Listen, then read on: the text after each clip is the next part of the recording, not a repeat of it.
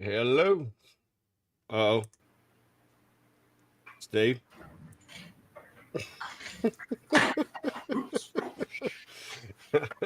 How did I just change the background color? Oh, I you just click. no You just idea what you did. you just click on it. Okay. Well, cool. Oh, what are you doing down there? All right. Hello, everybody. I was running a little behind. I was trying to rainproof the boat before the rain got here again, and it's hot out there, guys. I got to build a building. I hear you guys need rain down there, though. We do, and I'm not knocking it, but I've spent all day with a fan sitting in there trying to dry that thing out where I could cover it up, and I was afraid it's going to get wet again during the live, so I went ahead and put the cover on it to hopefully avoid that. Yeah, you'd hate for a boat to get wet. Well, it's been taken care of. I don't want it mildewing and stuff, and I don't want the No. sun venting out. So I got a couple more pieces right here that I just got through cutting while I was outside. Also, so there you go. Got to go put all this stuff together here in a little bit, and I'll have the second spice rack done for today. So got to get that put together here in a little bit. So how's No. everybody? See who all's here. Well, how's things been going at your place? It's been busy over here at my place. You been doing anything? Or are you still just like out of Oh workspace with your basement and stuff? no, the basement's getting back together. Actually, I've been spending a little more time in there organizing it, as noted in some of my recent videos. I've actually been videoing down there as well. And no, I'm just keeping myself honest on trying to get rid of some extra things so that it's a little more functional. Going to do the same thing out here as well. But had an extra. Let's see what we had the 4th off. I didn't take any extra time, so I did have to work on Friday for a bit. But got a few things done, and I got the pen caddy or pen box video out that I teased last week. And that's been doing well. Yeah. Thanks everyone who's been checking that out, and especially those who are buying the files and using them. I've gotten some great feedback from people that they're using them and enjoying them.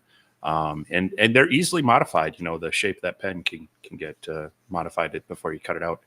And then did finish up the 40-watt Sculpt Fun. The SFA9 is the model number on it. They've done some nice improvements, and we often add in a little bit of feedback in our videos of, hey, it'd be nice if this was a little bit different or whatnot. And it's nice to see that feedback. So, they have the cables off to the side. They still have the e-stop button in there. One of my pet peeves, a lot of these lasers, they like to include that key with them as a lockout, which honestly, Nobody uses. I don't know. I don't think anybody uses them, but I hate when you have to leave the key in to turn it on. Well, this one, it's kind of like the Ortura. You can turn it on and pull the key back out, which is nice. Of course, they took care of the fan issue. Anyone with some of these, especially these bigger modules, they tend to have a louder, heavier fan to them. It's really nice when it turns off, when it's cooled down.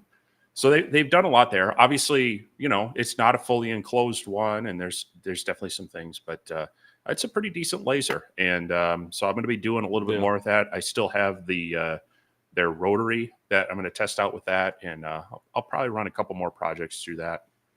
And then wasn't sure if I was going to drop this one today, but it's been on my list, and I know Brian has been bugging me probably for almost 2 years now to do a video on the LED lights in my enclosure, how I switch them, how I solder them together. So went ahead and put that together today. Wanted to get that out there for a variety of things. People continue to ask me about that. So it's a nice little tutorial. I say I don't really, I start out saying it's not going to be a soldering tutorial, but it kind of ends up being a soldering tutorial. Well, if you're going to ask people to solder, you kind of might want to touch on the basics. Yeah. I mean, it's something I learned as a kid in my hobby. And so I'm by no means an expert. You don't want me doing like crazy fine soldering, but for putting some wires back together, this is a skill. Like I see a lot of people with their laser fans. They'll take it out of the module and maybe a pin breaks off, and they're like, "Oh, now how do I? I need a new fan." Well, you might be able to fix the wire, and having some skills soldering helps. So, I walk through a little bit of that in the video, and then talk about how to add in the limit switch to be a momentary cutoff for the lights and such. So, yeah, I threw that out there today. So, hopefully that'll help some people, and definitely have some more things on the docket. I'm trying to get back into my more regular posting and getting some of my project videos out there that I've been wanting to work on. So hopefully I'll keep this momentum going and keep some of those flowing out here. So, but yeah, other than that, it's been kind of cool, but we are, like the rest of the country, we're warming up. Next week, you'll probably see me sweating. It's supposed to get into the 90s and stay very humid, and possibly some thunderstorms throughout the week. So, yeah, it's almost 90 in here now.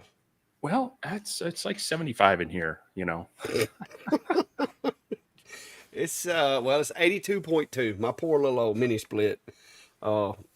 This 16-foot of metal door that I put on here that's not insulated, I did not take that into consideration when I was doing the calculations for how big of a unit I needed. I probably should have stepped it up about another half ton, because because when it's really hot, that thing, and I have done everything I can to try to seal all the little cracks, but now I will say this: 10 months out of the year works great.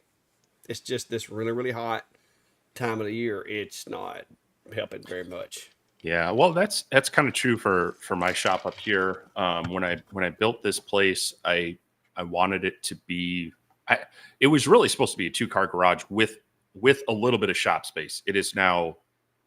Don't put a car in here. It would it would take some work to get a car in here right now.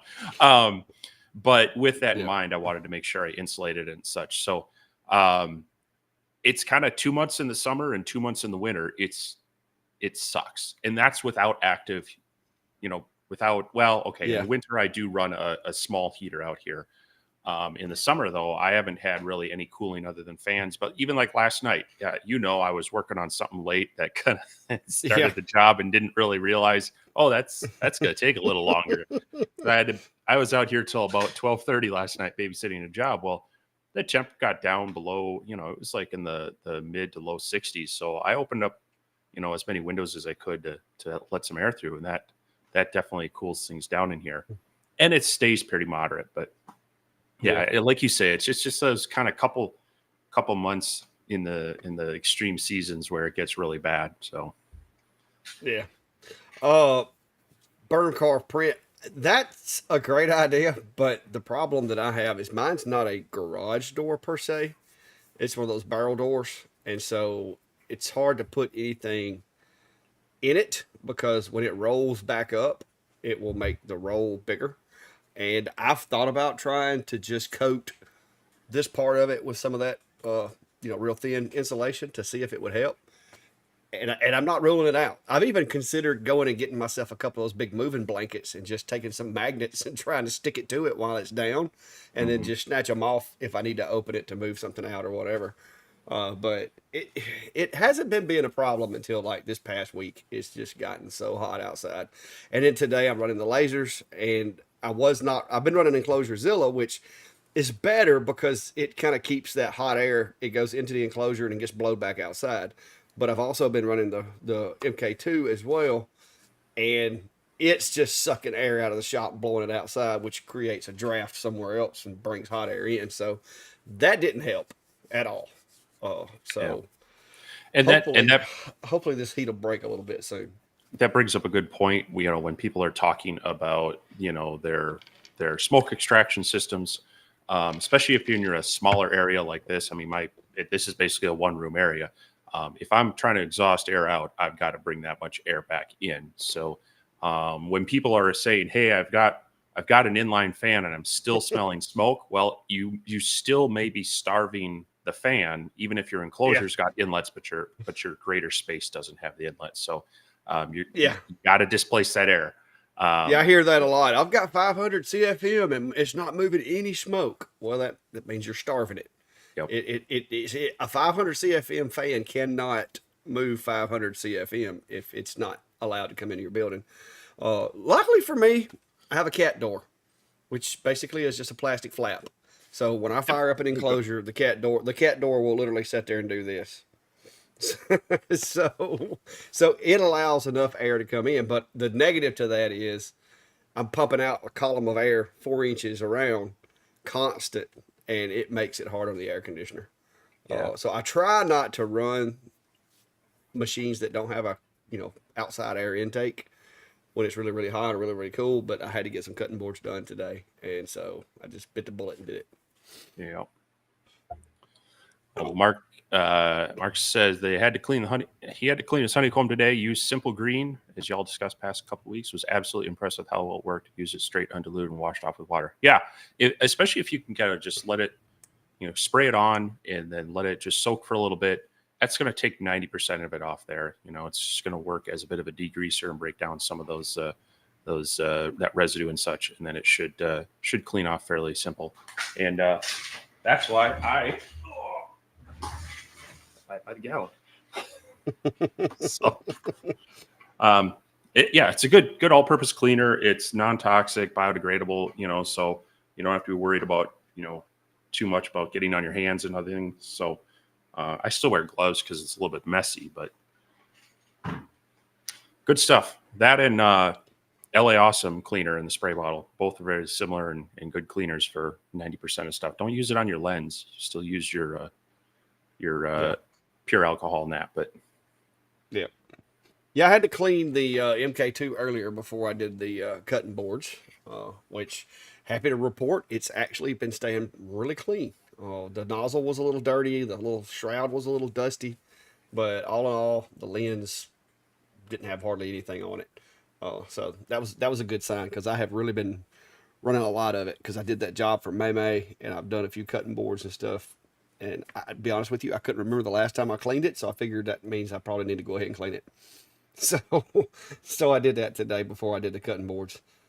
Yeah, I've been using mine a bit more recently with some of these projects. I used it on that pen video and a number of other things. And I haven't used it near as much as you have, but wanted to check just to make sure. And that cover lens was spotless, even though, like you mentioned, the kind of the plastic cover had some gunk on it and maybe the fan on top. But it's nice to see that their design is helping to keep that lens cover clean. Yeah, I think a lot of that has to do with the now why they're doing air assist now versus the way they did them a couple of years ago is they finally grasped the idea that when you're blowing air into here, it needs to be sealed so that it forces the air to go away from the lens. And I think it seems like most of the companies that me and you've dealt with lately have all kind of let that register. Because if you remember my original D1, I actually took an O-ring that fit inside there. It was just the right size to seal it because they didn't do it from the factory. Because they always had, they'd always give you that little rubber, that little wrap stuff, which was a Band-Aid. So it's good to see that most of these companies now are incorporating either an O-ring type setup or a threaded connection that doesn't leak air or something like that. Because it does seem to be extending the life of the lenses with some of the newer machines. Well, yeah. And I mean, I've seen some where they have kind of the double cone. So like the air coming through the module still comes out down there, but they have an inner cone that actually is the cover lens and the air assist. So they've definitely put some thought into that. It's helping keep the lenses clean, which means my lens cover sales have been down. But hey, that's okay. I mean, I want people to stay working and not have to fix their machines. You want them to keep them running. Yeah. Mike, no, I have moved on, and you can't see in there right now. But I currently have the Atom. That's the little scraps from my cut I did. I have the Atom Stack X40 Max in there now. It's a 40 watt. And I'm really, really happy with the performance of it today. Matter of fact, just to give you an idea, we've got a few of these little cutoff pieces here. I'm running shop air on it, of course, but look how clean the cuts are. There's no overburn. There's no charring. This is the piece that it come off of. This is the top side. and that's the bottom side. And there's no smoke, there's no charring, no nothing. And so I've been really pleased with it. It's running pretty clean. Now you can see a few places of flashback on the rear of it because somebody's honeycomb needs cleaning, and I just hadn't done it. But I'm really happy with the machine as far as the work area of it because to have a 850 by 400 and something work area out of the box without any modifications, it's pretty cool. I wish they'd have did a 70 watt this way, but they made the 70 watt into a 850 by 850, which if I knew I could successfully chop it down and make it narrower, I probably would get one and do that. But I'm thinking maybe after they see that the 850 by 850 might not be as hot seller as they thought it would, they may come out with an extension kit for the 70 Pro. So we'll see how that works out. Because I just can't see very many people needing an 850 by 850. Yeah, I would agree. Hopefully they take that kit and just cut the one rails in half, or just offer the ones for the width, because that would be awesome. That would be ideal. Yeah. And the F1's a little different. You shouldn't, uh, so far, the way mine exhausts, if you're running adequate exhaust and got adequate airflow, the lens on it shouldn't get really dirty, but you would want to treat that as you would the lens on a very expensive camera because that's basically what it is. So I would probably try to find me a like specifically like some lens cleaner type thing for a camera lens. You could do it with a lint-free cloth and some the alcohol, the 99.9% alcohol we use. But whatever you use, do not leave residue on there.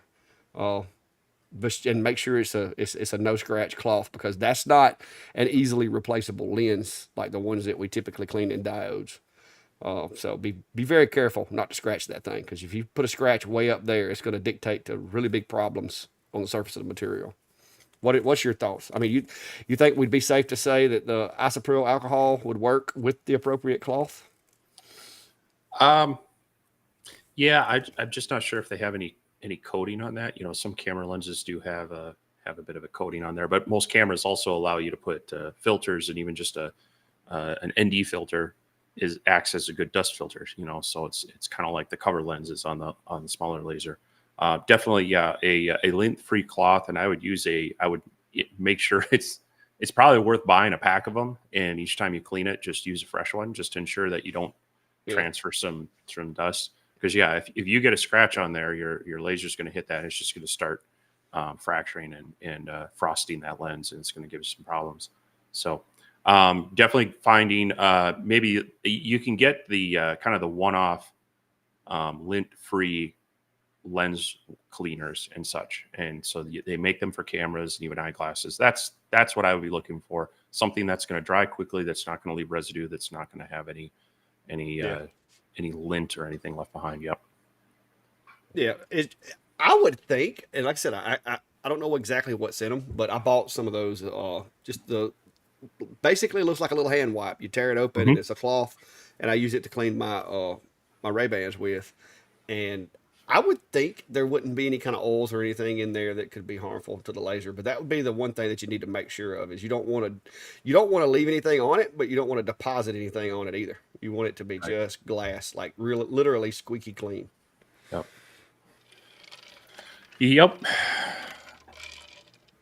Um, Uh, there were a couple people asking. We were talking about the lens covers, asking about the smaller lenses. I have some that I would need to test. I want to run them on a couple of my lasers first, and kind of get an idea for the size that they're actually coming out as, and need to see if they'll actually fit in or if there's any wiggle room there. Once I have that, if it looks viable, I'll probably send a few out to have other people test them, and before offering them up. But I have a plausible lead on some that might work for that. So stay tuned. More hopefully in another week or so. yeah, Kevin, as far as doing colors with the Ultra, I mean, you can anneal stainless steel and certain metals and cause a color, but it's been able to map what color is going to react from what settings. I don't think that's going to happen with the Ultra. because it's just a traditional fiber. I've tried mapping out colors with the com marker, and if you've got a blank or two and you can run through it for that specific blank, you can a lot of times nail it down to where you can consistently on that blank get a color. But as far as going from that blank to another piece of material and getting that same color, it's just going to be all over the place with you. And there's a very limited on what colors you can get. I've got a dog tag over here somewhere I did with the com marker. And if you just want to add color, then you know that if I get in this range, it's going to turn it a color, but you're not going to be sure exactly what color. It could be pink, it could be green, it could be blue. It just depends. So, what's your thoughts on that, Steve, from what you've experienced as Yeah, well? kind of the same thing. I mean, if you're going to do that, you want to find a medium where the like you mentioned, a dog tag or some piece that you can kind of control the same style and treatment of stainless steel, the same thickness, same size, so that it's going to, for the most part, react the same. It can also still change a little bit. So like if it's 90 in the shop and your blanks are warmer versus maybe it's 40 or 50 and they're colder, your settings are going to be off a little bit because it's really that temperature change and the time of the laser making that temperature change is what's going to do that annealing to make that color change. So yeah, there's some variables there that are hard to control, but if you can get a blank that is going to be very consistent, you could probably set up your speed test and then run with it. But you know, much like anything else, you're probably going to end up with some one-offs that aren't quite up to your standards, and you might need to rerun them or run some extra. So you want to calculate that into your job, whether you're doing it for gifts or for sale. So Yeah, I have heard it's easier to do with a MOPA, but I haven't been able to confirm that yet.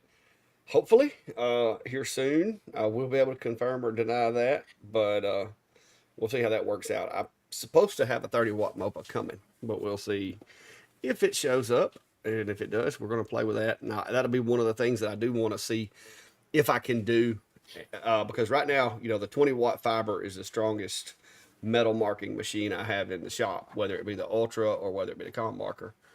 So if I get a 30-watt fiber, that's going to be a big upgrade for what I'm used to. mhm. So I would love to see that. um, yeah, it's yeah. I mean, technically, that's a 150% power upgrade, right? Mm-hmm. Um, Yeah, that's like putting so a Hemi in it. so it's it'll be interesting to see what you get with that and what you can do. So um yeah, I'm kind of in your boat too, where the highest power I've gotten is just your typical 20-watt non-MOPA fiber, and unfortunately I don't do enough with the specialty metal stuff to justify buying a 60-watt or higher. But I really want to play with one. So That's me. That's yeah. that's me. That's why, like I said, I don't do as much with metals, unless anodized stuff. I do a good bit with that, Hmm. but as far as like trying to do, uh, like weapons or anything like that or knives, I don't do a lot of that stuff. But it is nice to have that capability, and it is nice to be able to do it and play around with it, and be able to understand it a little better. So when Monport reached out to me, I was just like, sure. I mean, you had me at MOPA because I don't have one.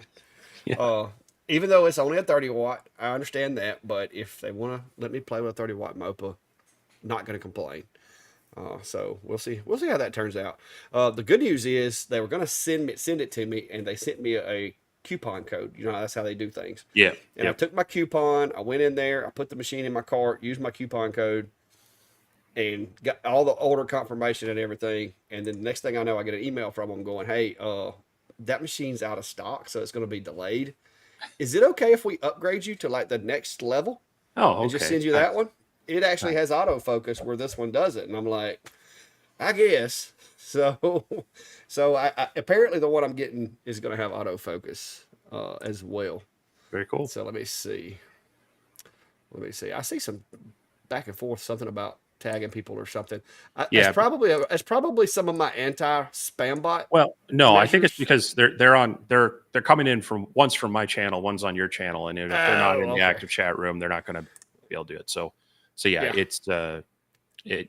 it's just part of the fun of us bringing both channels in together and also our Facebook pages. So it combines them all on screen, but it doesn't combine them in the individual chat. So Okay, I was trying to figure out. I kept seeing it. I was just no, like, what's going on? but But yeah, this is the one I'm supposed to be getting. So hopefully it'll work. very We'll cool. see. Oh. Yeah, we flashed this up there. L Brooks and others. I appreciate the kudos on the LED tutorial video. Like I said earlier, it was something I've wanted to do for a while, and just finally had the stuff. Had been cleaning off my workbench and said, "Hey, this is a good time to do it. Let's get this done." And I'm glad people are enjoying it. Sorry it's taken so long, but hopefully it inspires people to play around with those a little bit more. I do plan on doing a few more videos using those in some projects. So if you haven't watched it, you might want to in the future, just so you can jump in on some of that fun too. Cool. Maybe you won't burn yourself. Clack needs some light. What's that supposed to mean? I don't know. Maybe you're a little dark. Oh, it's all that sun you've been getting because you're. And now he's muted himself. I don't want to activate everybody's assistant. I had to get my assistant to turn the lights off. You know, by saying, "Hey Alexa, order." But that's what it was probably. It's I literally came running in the door and started the live, and I didn't turn those lights off right there, because I have like 9 LED overhead shop lights in here, because I like for everything to be well lit when I'm working. Yep. And so it doesn't help with the lighting situation once I turn the camera on. Well, maybe I can fix that too. I'll just balance this out some. Yeah, I'm in the cave. Wow, this is really bright now. So I was fixing to say, now you got it all in your face. But I mean, we can turn off the overheads and like get it all, like, I don't know. It'll look more like a juke joint or something. Hang on. Okay. Yeah, that'll teach y'all for not listening on headphones. We're gonna get your Alexas going. Yeah, see? Woohoo! That's driving that auto exposure nuts. Yeah, it kind of blows it out on the white balance, doesn't it?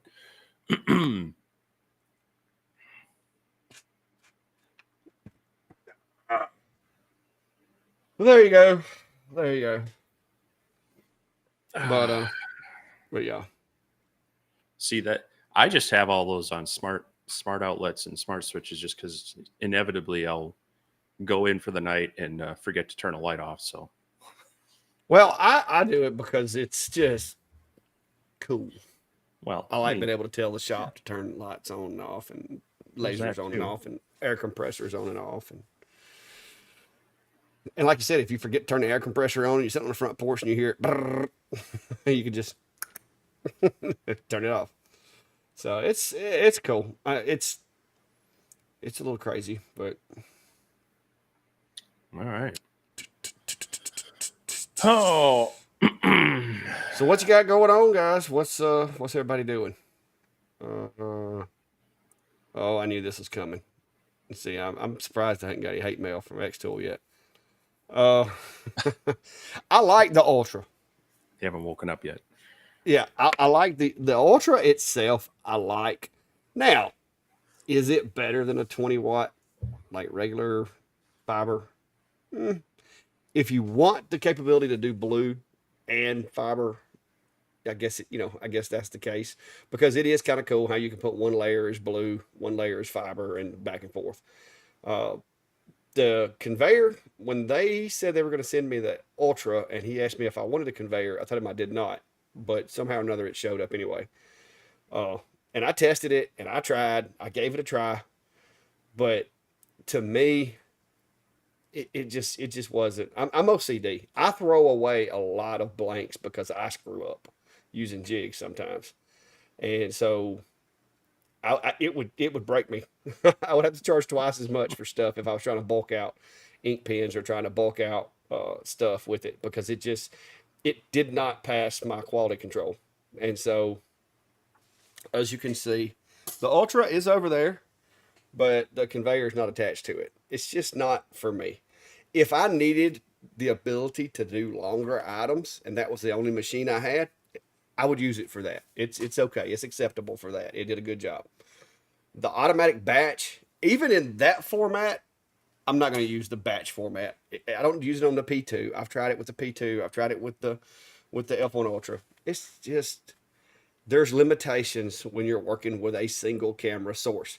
I mean, try like if you hold your finger out in front of your face and you close one eye and open the other, like you will see that your finger looks as if it moves. That is because of the perspective of your eyes, because your eye is at a different angle. So with a single lens camera, you're looking the sensor is looking through a rounded lens at a flat surface, and it's very difficult to make calculations based upon that. If they had three cameras in there, I feel like it would probably do a lot better job if it could overlay the images and compare them and come up with averages. But with one, there's limits. And I think it's just, if you're wanting to put just your logo on the back of coasters and you've got 100 of them, and all you really care is that your logo is somewhere near the vicinity of the center on the back of the coaster, rip them out. It'll do it. But it just wasn't up to my standard when it came to doing the actual engraved part of things. So that was my only complaint. Other than that, it was built well. It works well with the software. It's fairly portable. And when you put it on the machine becomes not portable at all because you have to take it apart in order to move it or you're going to break something. But I don't know. I think it was a good concept, but I don't think the technology's quite there yet for that. So, and everybody was like, well, if you take the lighting and put the lighting down just right and you spray it with gray paint and you put white paper under it, it'll do a lot better job. And I'm like, but why? I don't want to spend 45 minutes prepping something to engrave that I can do a jig in 5 minutes and not have to worry about all that. So that was my biggest, it was kind of a letdown on that part. But the machine, other than that attachment, now the RA2 Pro with it, love it. I did have to make me a jig because they even though they fixed it with the conveyor, they did not give us a way of having like a guide system. And I really thought about seeing me one, but it would be really cool if I had like a metal plate that would attach to the base and you could slide the RA2 Pro in there and kind of lock it. That would be really awesome. I made one out of wood. It works great. So the RA2 Pro with the Ultra, great deal, works great. Flat format works great. Conveyor for long boards or stuff works good. The batch, that software trying to depend on that camera, expect variations. And if you didn't watch my video, you can go watch it and see what I'm talking about. And yeah, I know I could have probably taken it to a higher altitude somewhere, sprayed the stuff with gray paint, put some white paper under it, and probably got better results. But I want a machine that I can go to it, throw something in it, run it, and it works. And the conveyor using that auto batch just didn't quite cut it for me. So yeah. Not knocking X Tool at all. Like I said, it works. Yeah, I saw some of the comments about, like you mentioned, you can spray it with this, you can do that. Well, if you're going to do that, you might as well just set up a jig. Unless it was or just put it on the workspace and frame it. Yeah. I mean, because you're going to spray it with something. Now you got to wait for it to dry. Then once it dries, now you can engrave it. And then you got to wipe it off. And I mean, no, thank you. No, thanks. Yeah, I can use my little jig panels. If I'm going to do that, I can take my little jig panels. I cut them out of scrap plywood. I could cut 6 or 7 of them, and I could load it, run the job. As soon as it finished, I could literally pick that jig up, set it out, pick another one up, set it in there, shut the lid, hit the button, and they would be perfect. So you're gonna have a hard time beating that kind of speed and productivity. With even the conveyor, I think is actually slower because you can only do like 5 or 6 at a time, or it starts getting a little hinky. But if you built the jig correctly, I could do probably 20 dog tags per jig in that machine and do them relatively quick. But it's just, I don't know. Yeah, Not I for mean, me. that all being said, it's great to see. I mean, someone has to try it, so someone can try to do it better to where it hopefully, competition breeds, increases in technology and performance. So, great for them being innovative, and hopefully it continues to improve. And there are limitations, like you say, with one camera. If they had a second camera, they could probably do a lot with their algorithm to get it better, and they might be able to tweak it some yet. Um, I think but 3 would yeah, be the sweet spot it's between cost effectiveness and accuracy. uh, yeah. So I I don't want to knock them for being innovative. Yeah. But I think it was fair in the way that you said, hey, they spelled out all these things where there are some limitations to it. Here's some realistic expectations of this tool. It Yeah. works the way they said. Here are some caveats, and again, we are all our first um, our own worst critic, and so sometimes what we don't like, the customer goes, oh no, it's beautiful, I don't see anything wrong with it. Doesn't mean that you should still deliver it to them. But Yeah. Yeah. that's something to keep in mind too. Sometimes we as makers, creators will nitpick over stuff when you show it to the person and they're just wowed with it and they love it. And sometimes you have to be okay with, yes, this is good enough, I could pick out these details, but the average person can't. So it's a Well, weird bar to see. So well, good night there, STL. Be careful over there. Stay cool. But yeah, the technology's coming. And if you don't believe me, just look at the back of your phone where it's got 2 cameras. I mean, that's the reason, like with iPhones, you can actually take a picture of somebody and just like hold your finger over them and basically make them into a sticker because it has three, they're getting well. there's Yeah, but three. that's a more expensive phone. We're not No, we're not see, it's operating in the not. same It's budget. it's not more expensive. It's a Google Pixel phone. They don't, especially after trade in. I've got like But maybe four or now I five do of got them. a buddy that's got a Samsung that has like 5 or 6 cameras on the darn thing. But with that, you can actually start like doing a little bit of depth perception and stuff. But it is coming. The technology will be here. I'm gonna say probably within the next year or two. It'll be here. Whether it's going to be affordable enough to put in a hobby grade machine, I don't know. But I'm pretty sure that they'll figure out a way of doing it. Um, Mhm. So, along the lines of your dual power fiber mhm. laser, I did drop a short video, which was kind of a teaser on the Laser Pecker 5, and so that did get shipped to me. That is a pre-release laser, so I do have some limits on what I can share now. However, it is being officially launched this coming week, and so I have one more kind of basic overview video to launch then, and at that point, I'll then be able to start freely sharing and testing and giving some ideas on it. So um, I haven't been dragging my feet on it. I've been playing with it. I've been getting to know it, so that when the time comes that I'm basically unshackled, I can start sharing content on it. So um, just a few more days and you'll start seeing some of that, and we'll be able to talk about it more. But yeah, right now I have to kind of bite my lip on what I can say about it. Yeah, and you can't blame companies for not wanting to let stuff out until it's available, so to speak. Yeah, Uh, well, and the nice but and you and I've talked about that in the past. We try to not get into these situations where we're being told what to say and we're being controlled. But this being, we've yeah, also been in those situations where, hey, we're going to send this to you early and we want you to work with it, and but just please don't release anything until these oh yeah, days. And sometimes they'll have those things in there like, hey, can you can you post like these, start letting this type of information out now, and then that information then, and Yeah. then, at X date, you're basically free to roll with it. So that's just kind of where we're at. This is, I'm not in a position where they're feeding me a script. They're just saying, Yeah. they're trying to No, build and anticipation that's and such. So and that's totally understandable from the company's perspective. I yeah. mean, they want to build up their hype. They want to have their chance to announce their equipment before you do. And yeah, and just like with X Tools done me that way before.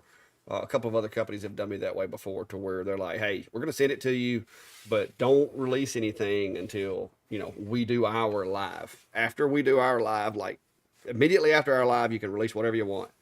But yeah, that I'm good with that kind of instruction. Yeah. And oh, he dropped off, and he's back. I don't know what that was, but a lot of times you're frozen on my end. Huh. With your eyes closed. You're frozen Nice. with your eyes closed. But a lot of times, the companies do that, and as long as they're not telling me what I can and can't say, hey, we're their terms are their terms. Either I'll agree or I won't. Yeah, that's going to bother me with you being frozen. Here, hold on. You answer this question, and let me see if this does anything. What do we create? I think that's a problem with the language on the controller. I don't think there's anything that you're going to be able to do with that as far as the we create. I don't even know if any of the other machines, I guess they will. I've never ran one in inches. Millimeters is kind of my go-to for laser stuff, just because it's a lot easier than trying to do fractions when you're working on something. But no, it's still froze on my end. But no, I don't. I think that's going to be a limitation of the controller that is in the We Create. I think it's only going to be able to communicate with Lightburn in millimeters, unless there's a patch or something that We Create themselves could send you. Well, yeah, I'm kind of like you. I only play around with. I'll switch it into Imperial to get an adjustment, or if I'm trying to, sometimes my brain is just stuck in Imperial measurements, so I'll play with it there and then jump back and forth between millimeters and inches. So, and I fixed it. Yay! I had to hit the refresh button. It did disconnect me temporarily, but it fixed it. Okay. Yeah, I think X Tools listening. They're trying to shut you down.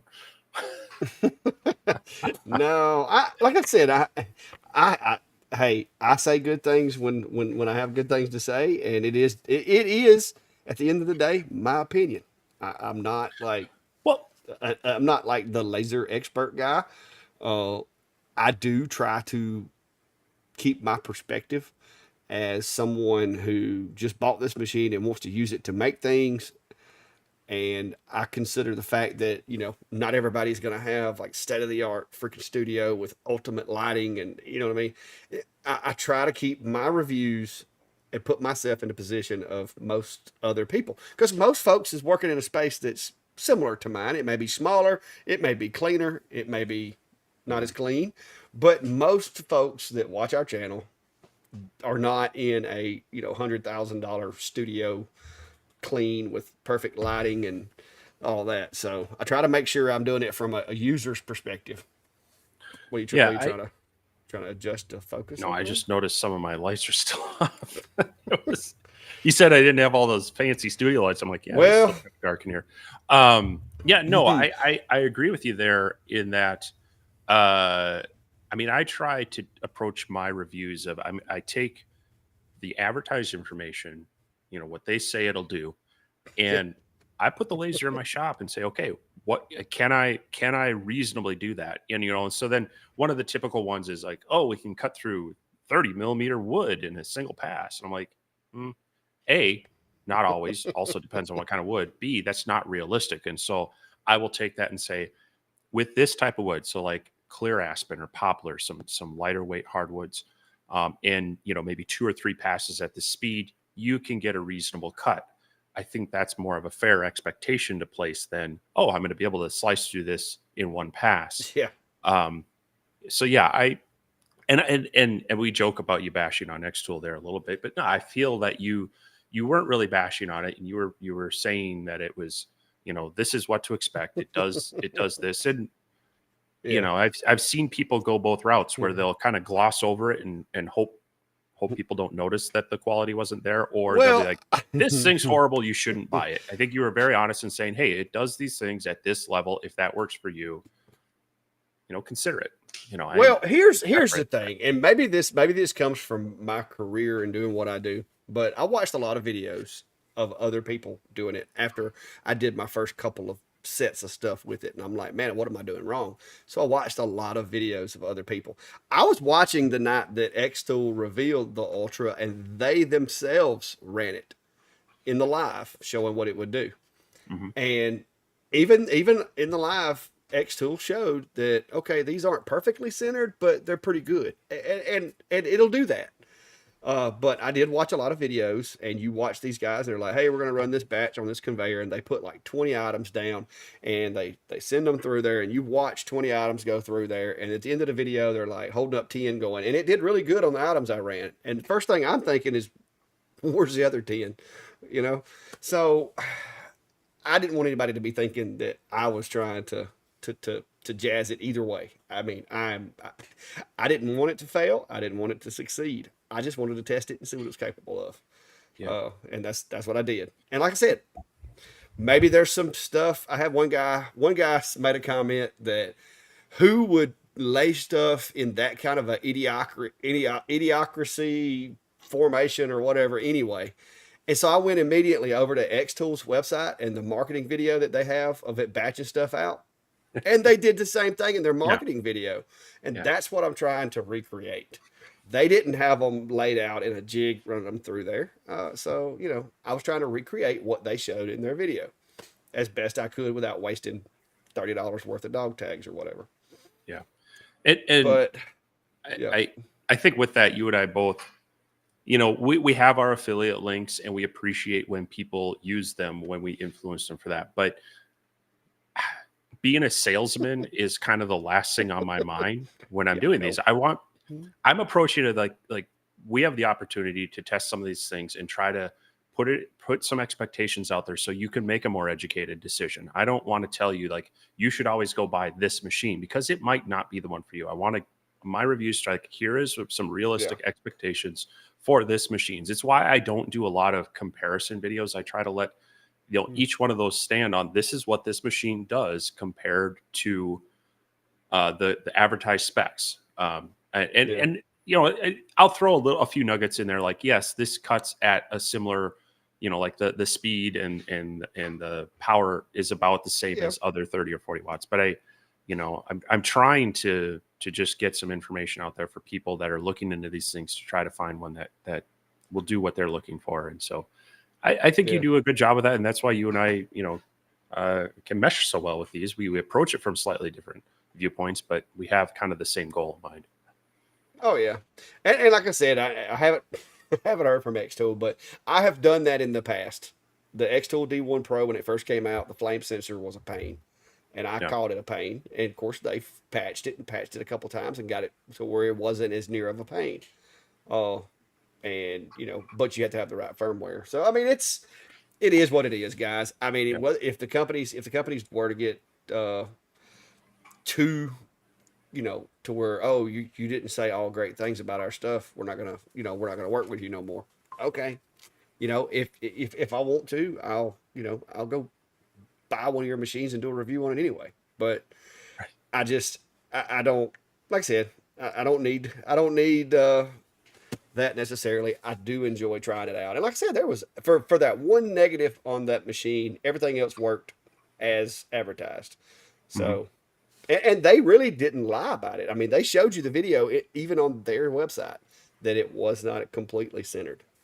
Yeah. Now, two more firmware updates that may get better. Who knows? Yeah. But We've seen things for improve, right and now, it's that's not something I want to lean into. So yeah, and that's the nice thing about Xtool with their software and their machines. You see firmware updates, you see software updates fairly regularly, and that's not necessarily a bad thing. I mean, they're fixing issues, they're adding features. It's nice to see that. It's a healthy company that's continuing to develop older older equipment as well as bringing out new. So, Yeah. yeah. So yeah, Mark's wondering when are we going to see a Bamboo X1C in the Clack Shack? Well, I actually was really close to getting one, Mark, and then I found a good deal on a boat. So, so I bought a boat instead. So the X1 is going to be a while. I've got to recoup my expenses and put my money back in the account from the boat purchase. It was a good deal. I don't regret it. I'm glad I did it. It was awesome. I really appreciate the guy that sold it to me because I feel like he could have got way more from somebody else. But it was one of those situations to where this guy posted the boat and he's like, "Hey, I got this boat. This is what it is," and it just so happened to check all the boxes for what I was looking for. And when I saw the pictures, I'm like, "Oh, this guy's uploaded some pictures from when he first bought it." And it's, he's trying to make me think that this is bit. And then Brandy's like, "No," because she zooms in. She's like, "No, that sticker says 2024 on the side of the boat, or 2023 on the side of the boat." And I'm like, "Oh, okay." So I'm like, you know what? I'm gonna go look at it. And we went and looked at it. And as soon as I met the guy and shook his hand and talked to him for 5 minutes, I knew he wasn't lying to me about it, being messed up. Because you got to be careful buying used stuff. Some folks will sell you something knowing that it's fixing to explode. But this Yeah. guy didn't give me that vibe. And it was like the good Lord just decided I needed a boat. So I bought the boat. I'm going to hold off on the X1 Carbon. I did watch some of Sam over at Sam Craft's videos, and Hmm. he is confirming my suspicions that I do need one. Hmm. Because I really trust what Sam says, and he showed some video about how he's doing stuff with it. And I like 3D printing stuff for the shop, and I actually do quite a bit of it. But the machine that I've got is really, really slow, and it's a little high maintenance with the bed leveling and all that. So I am looking at upgrading later, but it's gonna be a minute because, like I said, the boat kind of the boat kind of like got rid of all my play money for right now. So I'm So I'm I'm holding off. so along with that, I did want to, we get a lot of people asking about 3D printers, and right now, Bamboo does have a sale, and so I grabbed their entry level printer, and it's the A1 Mini, and right now it's $199. Um, I haven't if you're following me on Facebook, I sometimes drop just little nuggets in one spot or the other, between Instagram, YouTube, and Facebook. I did drop a quick little reel the other day of just the initial testing of it. So bought that one and have just been running a few sample jobs on it. It's not a big working area, but to me, this is going to replace my Creality Ender 2 Pro, which has roughly about 100 millimeter cubed working area, and was a good starter printer back in the day. I feel, at the 299 or right now the 199 price, this is, I think, a really great, someone wants to get into it with just smaller items and get their feet wet. It takes a lot of the headache and hassle out of it. So yeah, I can see myself upgrading to one of their larger printers as well in the future. Maybe as we get into fall or winter, we'll see. I've got a lot of things coming up the next few months. So, but I'm impressed with what I've seen so far, just from their smallest entry level basic printer. So Yeah, yeah, yeah, it more does to pretty come. good.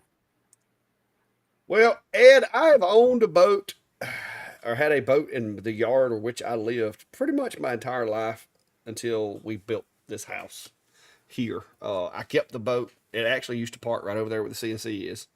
Uh, I kept the boat for several years, but because at the time we had just built the house, I was working 2 or 3 jobs and it just never got used. I ended up getting rid of it because I needed the space to put a lawnmower and some other stuff. But luckily, I grew up in a garage, so mechanical stuff is kind of my thing. And also, I'm pretty handy with electrical and wiring and electronic stuff, as some of y'all probably can tell. So I've never really had a problem with it. Uh, whoa, Hmm. hello. I've Yeah. never really had a problem with like having to throw money into a boat. If I need new wheel bearings or new seals, I just go get some bearings and seals and throw them in there. Uh, but hopefully that won't be the case. I don't think so. This thing looks like it's brand spanking new and runs like it too. So we'll see. But I don't mind spending a little bit of money on it if it's fun. I just got to get Steve in there and go teach him how to fish. when he gets down here. Teach me how to fish? Yeah, I'm pretty sure you probably can't fish very well. So, Because our 10,000 lakes up here don't have fish in them.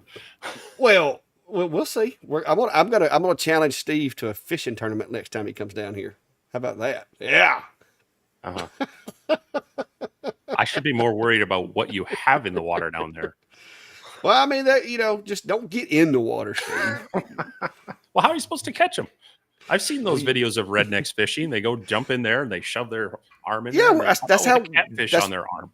That's what we're gonna do. I got a buddy. Yeah. He's already volunteered to take us. He knows where some good spots are.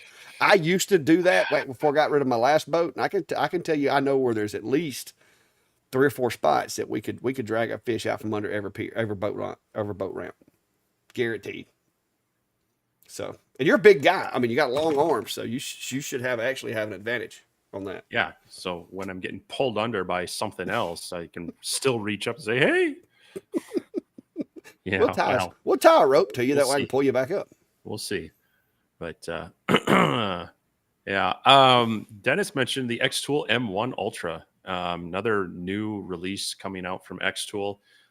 This is, if you're familiar with the original M1, it was a laser cutter, as well as it had the blade attachment, so it could do, like vinyl cutting and such. Well, they've kind of taken that, stepped it up. Now it adds a 20-watt laser. It has a cutting blade, has an inkjet printer. You can stick pens in there for drawing and plotting and such.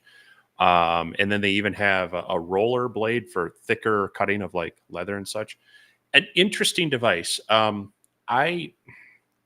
always a little apprehensive about the machine that does a bunch of things, because it tends to be, it does them all okay, but it might do one really well and the others ho-hum, or maybe kind of does them all ho-hum. We'll see.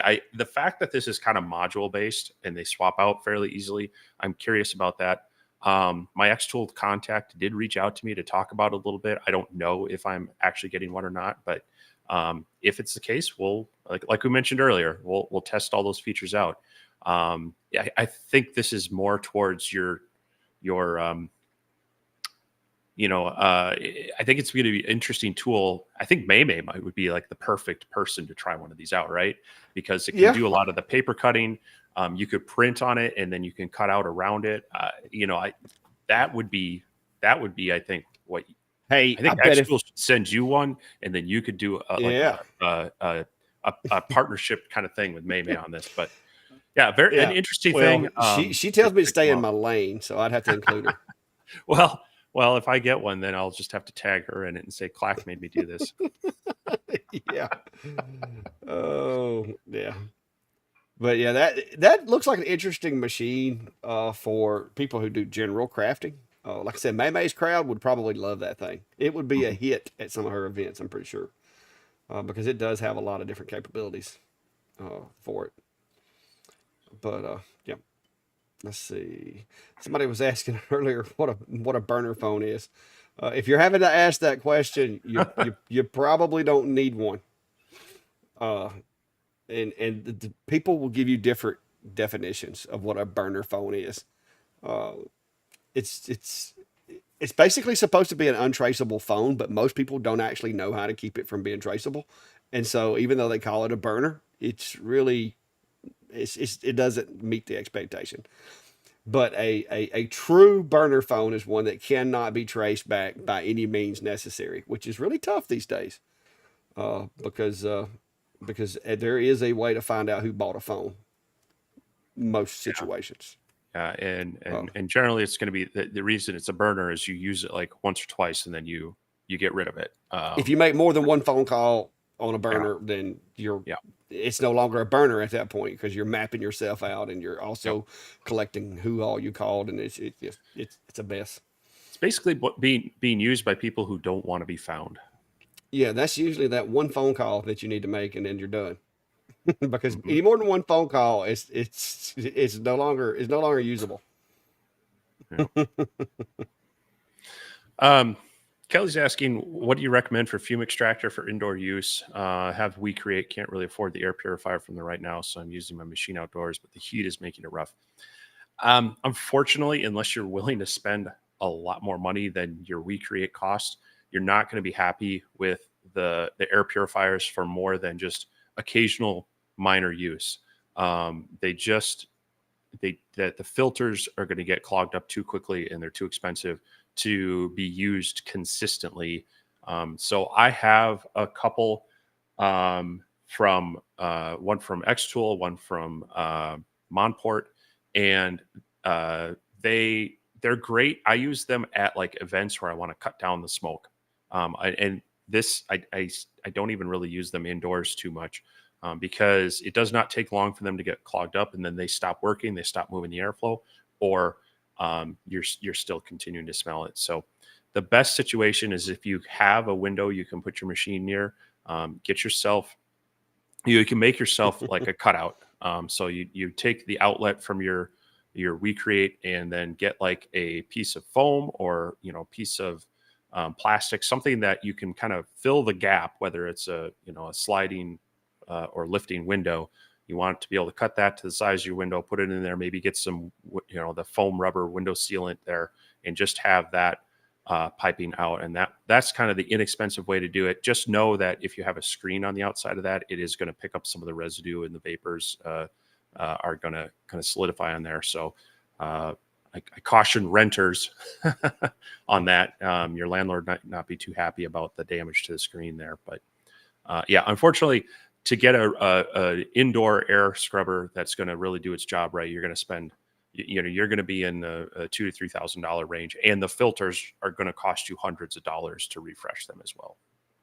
Yeah. Glenn's inviting me up to Alaska, and don't let Brandy hear you say that, because I've told her that's on my bucket list. Even though I don't like the cold, I'll be up there during the summertime, but I do want to go before I can't. Yeah, it's one of my bucket list items too. My grandfather actually lived up there for a while, but I never got to go visit him while he was there. So yeah, we'll have to road trip, go up the Alaskan highway.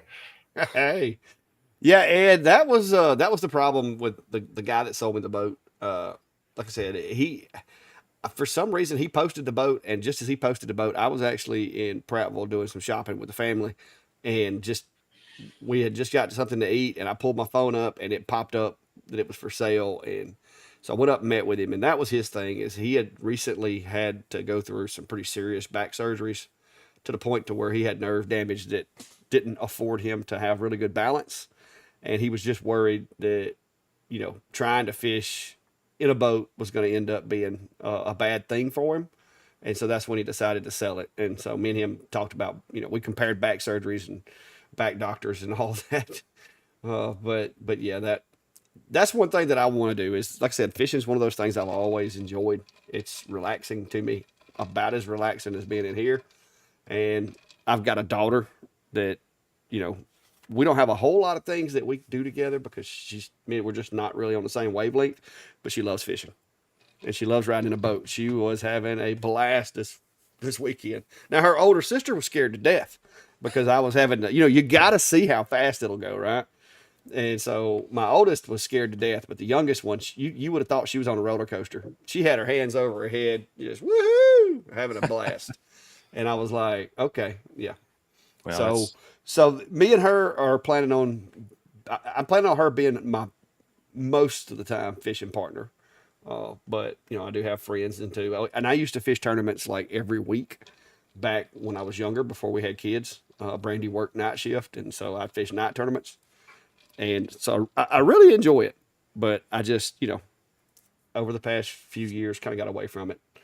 And now that I've got a kid that actually likes it, I'm going to take the opportunity to spend a little more time with her doing that, and teach her how to fish, and show her some of my good spots and all that good stuff. So, well, that's worth the price of admission right there. Is I anytime so. anyone with teenage kids knows that if you can find something that they continue to enjoy with you, you'll spend the money on it, because your time your time with them being in your life day in and day out is getting shorter and shorter. And so you want Yeah. to find those things to keep building those memories and having those connections with, with my dad and I, it was model aviation, that when my parents got divorced, that was one of the binders that really kept our relationship strong, is that we had this activity to do together. And so, yeah, it's, I yeah, I don't care if I didn't enjoy fishing as much. If my kid liked doing it, really wanted to do it with me, yeah, I'd go up and buy a boat just for that too. So Yeah. Well, I enjoy it, and Brandy actually enjoys fishing as well. So, it's a win-win for me. mhm, And we live right here. I'm within 15 minutes of a boat ramp. very About cool. 25 minutes of a boat launch. So, it's not bad. And then my mom and them, they have their own little boat ramp, which is where I went this weekend. So, the opportunities are there. And like I said, I got a good enough deal. If I keep it a year and find out that we don't get to use it as much as I thought, I could still not lose a lot of money and get out from under if I wanted to. Yeah, good stuff. Somebody's asking, oh, Well, I mean, we you don't heard have you to have said the fishing contest right there. So I mean, it's already settled. it. Yeah. He says Sasquatches are good fishermen. There's a couple of things to consider on that extreme elements. One, the Thunderbolt is significantly larger. It has a larger footprint. It's going to take up more space. Uh, it is comparable as far as performance, but I think the work bed's actually a little smaller. Isn't that what we decided? Yeah, I want to say Like two or it's three what 20. inches. Yeah, like the X Tool's 20, just under 24. I think they advertise as 24, but and then the Thunderbolt I think is 20. Um, but the RF versus the glass tube CO2, the beams are a little bit different. That one's a 30, but it performs, like a 50 to 60 watt. The maintenance on it's going to be less. It's air cooled. You don't have to worry about the liquid cooling and such. And RF generated beams tend to be a little more tighter, a little more focused. So you might actually get a little more detail out of that. And it's also just a heck of a lot faster. So I was going to say now, one thing I can say, because I've ran both. I've ran the Thunderbolt at my buddy Tim's place, and I've run my P2. The Thunderbolt is faster, mhm. and their advertised specifications for resolution is higher. Now, you're going to Yeah. have to be well versed in Lightburn because it is a Lightburn operated machine, whereas the other one was XCS, so which is not a big deal to me. I mean, CO2s work mostly the same as dios in Lightburn, with the exception of how you transmit the file to the machine and that kind of thing, depending on the controller. But but that would, like I said, there's some preferences to be considered. You're going to have to dedicate a little more space to the Thunderbolt. Like Steve said, it does have some advantages, but it is rated a lower wattage. But from seeing the results from it, like you said, it's competitive with the 55 watt P2 from what I've seen cutting plywood and acrylic and stuff like that. The resolution, like you said, I'm pretty sure the resolution is going to be way higher. Yeah. And if I was still doing production type stuff, making a lot of the things over and over, it would be really high on my list right now, because for the price and the speed and the quality, um, it would be able to do a lot of what I was doing back then. They have higher versions, so I would probably end up stepping up to a bigger bed for what I was doing before, because part of that was cutting model airplane kits, and that's long, narrow strips of wood. But yeah, it's other than the size. I mean, the P2 being still be able to be a benchtop um, machine. That's the nice thing. It's doing everything I need it right now as far as a CO2 laser.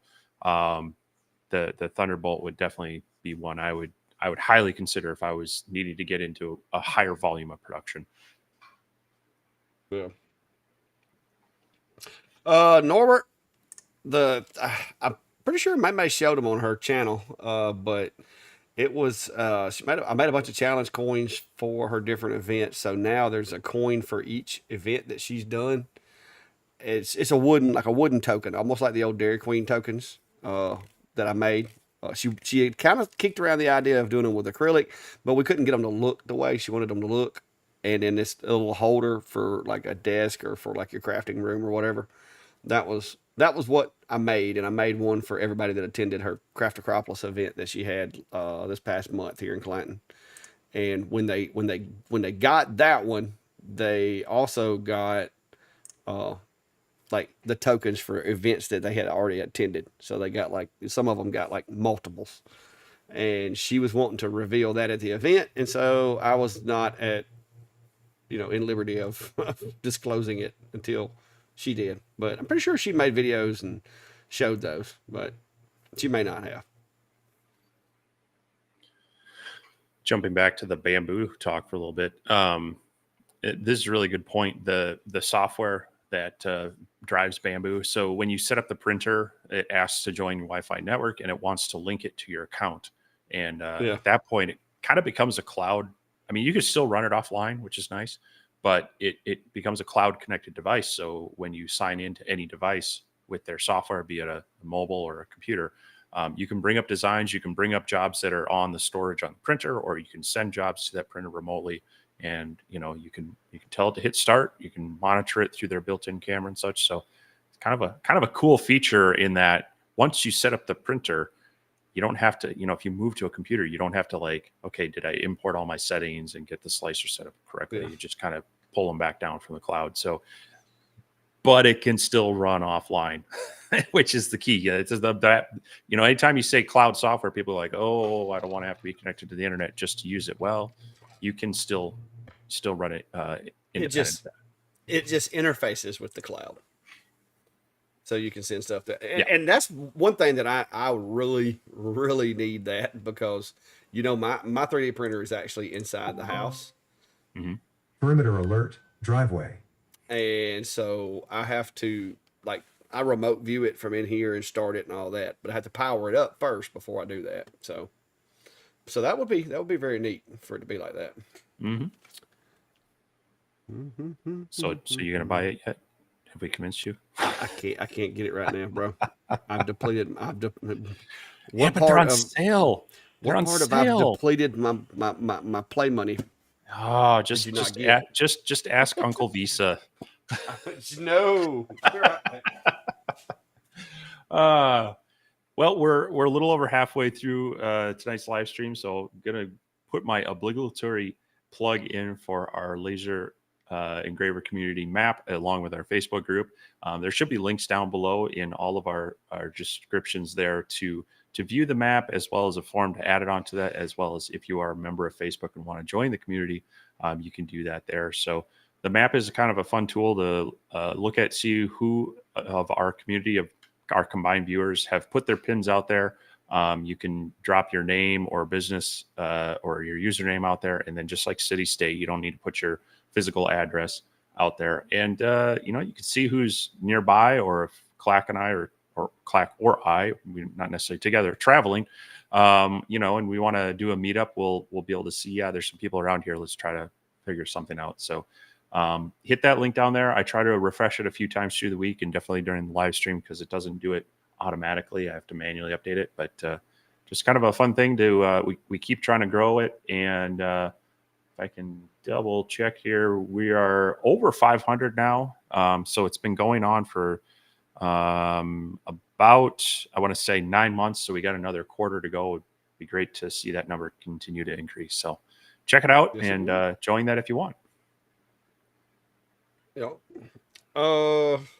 Steve, Jeff's wanting to know if you have any problems with it environment because of it not being an enclosure. No, I mean, I wouldn't necessarily run like ABS in it. That tends to be puts off more vapors and tends to be a little more picky about the cooling and the heating. I've just been running some of the basic PLA through it so far. I do still have my big ComGrow enclosure that was used for lasers, but it originally was meant as a 3D printer enclosure. So if I really felt that, this would be a tiny printer and a big enclosure. But if I was going to do anything else, or if I was, from the fume standpoint or whatnot, I would probably put it in there.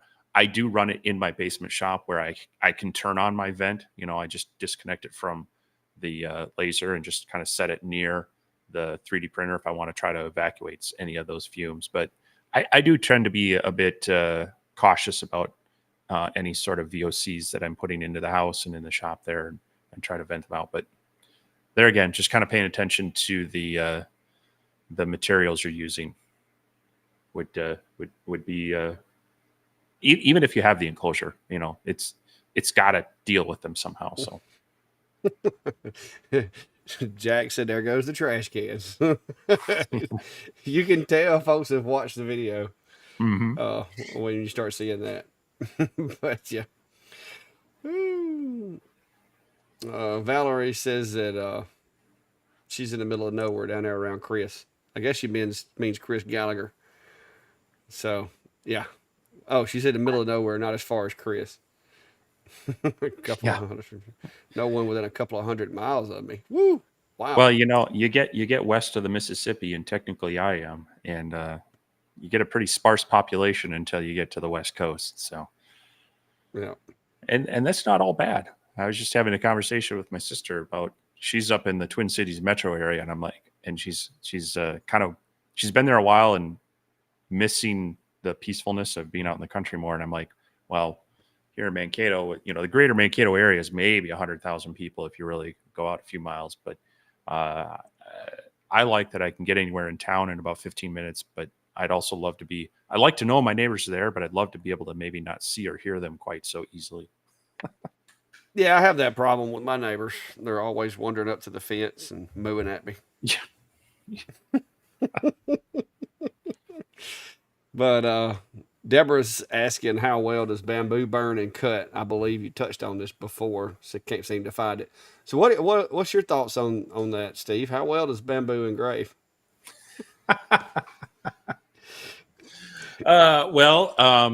If you're a witch doctor and play voodoo, like Clack does, it burns really well.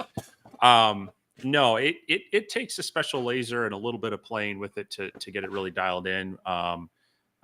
Some have just the right frequency, and then if you defocus them a bit, it tends to mute some of the differentiations between them. But yeah, it's a fickle beast because it is a grass and it is different, highly different densities, and so you got to find a happy medium that works okay. It's also one of these things where I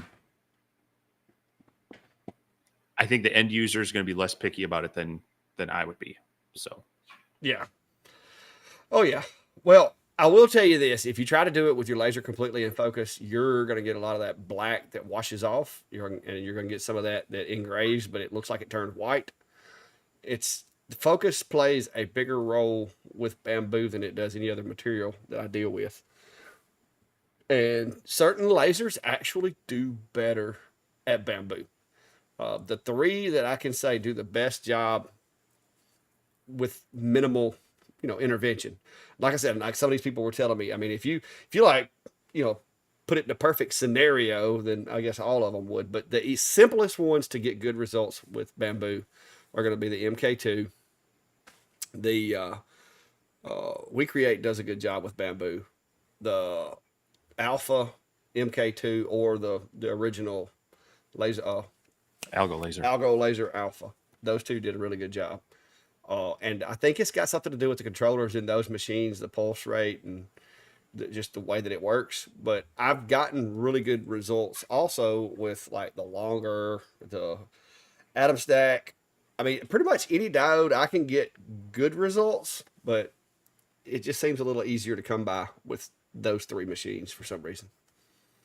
Yeah.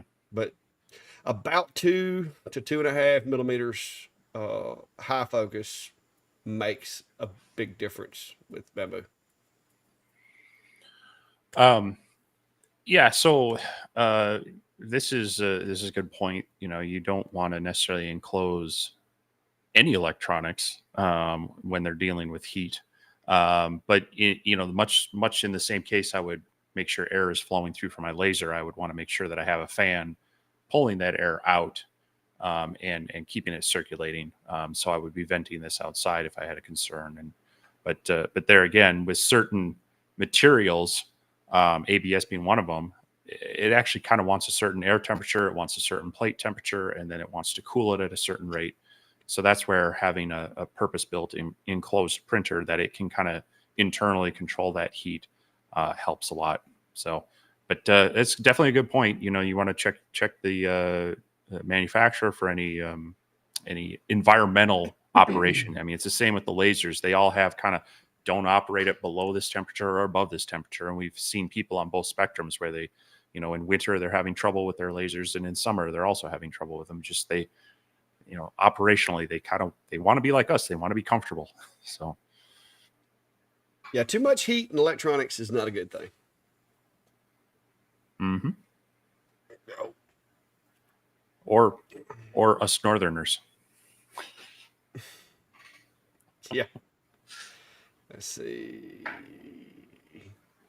Apparently, we only like 66 and more to get to 2,000 on our Facebook group, the Laser Engraving Community page. So if you're not a member of that, then go check it out.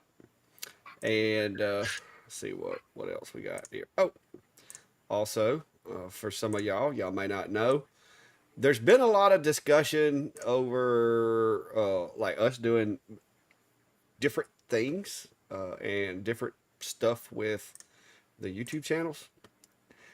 I've gotten to where I do a lot of different, like my bees and stuff like that. Well, I decided that instead of like mixing all that up with my regular channel, I started a new one so that Brandy and I can share other things that may or may not be shop related or laser related. And we've got that out there to share with you guys. It's going to be some behind the scenes type stuff, not necessarily shop related. Some of it actually may be, you know, the reason why I build certain things in the shop or whatever. But Brandy is going to be a lot more noticeable in there. So, because she's going to be a little more involved, hopefully. So I just dropped the link to it, and that is the other channel that I'll be putting some stuff on. All of my CNC laser stuff, all that, it's not going to go anywhere. But there may be some, you know, when we go to events or do events, it may either be there, or I could put it on both platforms if it's related to the Shack or YouTube or something like that. But if you want to go check that out, it's literally in its infancy, and just got it started. I think it's up to 104 subscribers, and I've only got one legitimate uploaded video. Well, two now. One video and one short that are like original content. Everything else I just kind of recycled just to have something on there until we get around to doing something with it. But it'll be, you know, those fishing trips, you know, trips to the river, events, going places, just general back and forth, you know, stuff will be there. The shop stuff will be on this channel. But now there may be some, you know, reasons why I do shop stuff, because a lot of my projects, as Steve saw earlier in the short we did, Brandy called me in the house and said she had a problem with her spice rack. It was way too disorganized. She pulled some spice things out and sent one with me to the shop. And I have created a carousel for these. And I still got to finish putting it together, but it's going to basically be like a lazy Susan for spices. And this is the base part. And it's going to be awesome. And I will be sharing it on the Shack channel as well. But if you want to know the reason and Brandy's ask to have it made, there's a short over there. They'll explain that. So we'll see how it goes. I'm trying to get her to do more videos herself, because, you know, like a lot of y'all are, you know, really like, I don't know, pro Brandy. I mean, there's a chance that Miss Sharon would probably watch Brandy over me, but so I figured this would give y'all a chance to be maybe see a little more of that side of the things, instead of us always just working, maybe doing some fun stuff too. So we'll see how it works out. It's going to be more work on me, but 14 months, I'll be retired. Hopefully. Just rubbing it in. I'm sorry, Steve. I'm sorry. I mean, you can retire with me if you want. You adopting? No, I mean, you don't have to support yourself, but I mean, you can retire with me. Uh-huh. But, uh, Well, but yeah. yeah, it looks like you've in the past couple minutes, looks like you've picked up at least 20 subscribers there. So Hey, you're yeah, gonna that's have to put some awesome. work in, man. Yeah, Well, hey, if it gets bigger, it gets bigger. I just, and you know how this is. And guys, it's nothing against anybody in here. It's nothing that I don't want to do lasers anymore. Steve was like, oh, you're going to be too busy doing other stuff. It's none of that. But let's face it, the shack and doing the lasers and the CNC and stuff, a lot of folks that aren't regular viewers, they may get turned off by that kind of stuff. You know what I mean? And so I want to kind of see how it affects the analytics as well. So the smartest clack. Yeah, I was gonna try to name it the Clacks, but apparently somebody already had that name when I went to create and everything. Because I had to go around. You know, you got to go around and make sure the name's not taken everywhere before you do it. And apparently that was already taken. So I got lucky, and apparently there's not very many Clackleys around. I mean, you could have just called it, the Clack Shack after hours. I was afraid that would be confusing. I was afraid, and Brandy wanted something not just dudeish. You know what I mean? Like the logo has a peach in it. Now it does have the same "the" in it as my logo. So it's it was a compromise. It's not it's not a guy channel and it's not a girl channel. It's our channel, like us together. So I think it was a good mix. Well, hopefully that goes well for you. And I know you've talked about it for a while. As you get ever so closer to retirement, That's right.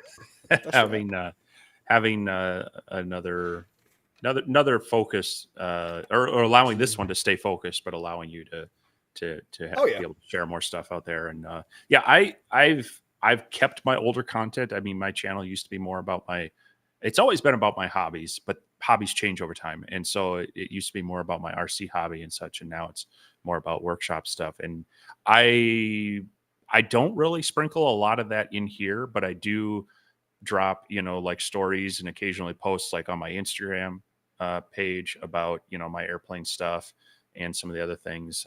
So I'll probably stick with that for now until unless I kind of get in that same vein where there's more things I want to share that just aren't related to this.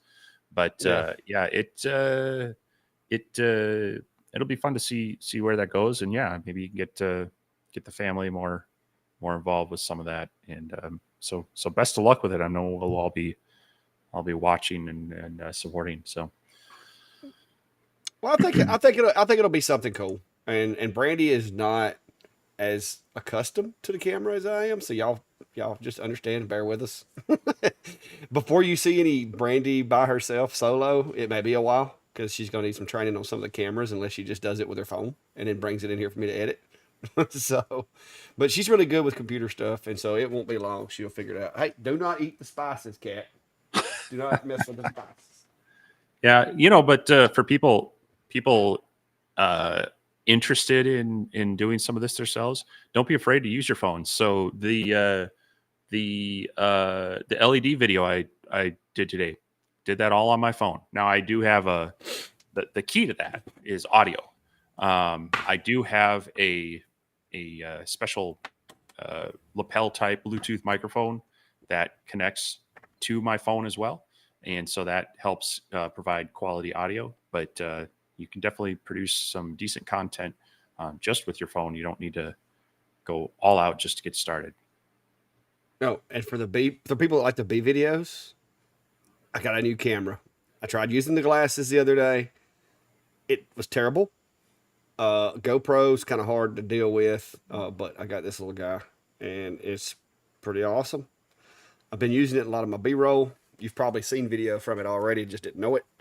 But that was pretty handy because it matches my drone as well as the little pocket camera that I got a couple years ago. So it's pretty cool. But we'll see how it goes.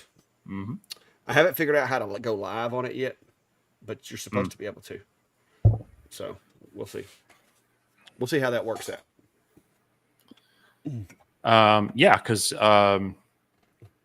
you could. I know I was able to go live from my DJI drones as well.